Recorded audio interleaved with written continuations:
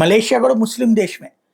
మన వాళ్ళు అక్కడ మనల్ని ఇక్కడ హిందుత్వాన్ని ద్వేషించాడు జకీర్ నాయక్ లాంటి వాడు అక్కడ ఆశ్రయం పొందుతున్నాడు. అంత మాత్రాన తీవ్రవాదాన్ని పెంచి పోషించేందుకు మలేషియా సిద్ధంగా లేదు.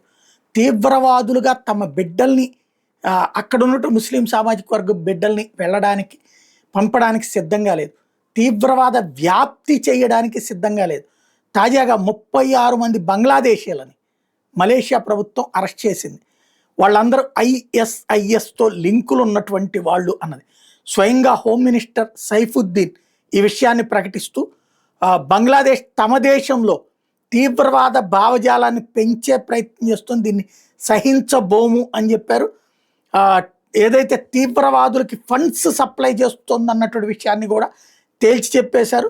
మలేషియా గడ్డ మీద తీవ్రవాదాన్ని పెంచబోము, విదేశీ జోక్యాన్ని అంగీకరించబోము, ఏదైతే చొరబాటుదారులుగా శరణార్థులుగా ఇప్పుడు అడుగుపెట్టి అక్కడ చివరికి ఈ తీవ్రవాద కార్యకలాపాలు చేస్తానంటే సహించేది లేదు అని చెప్పి తేల్చి చెప్పినటువంటి పరిస్థితి.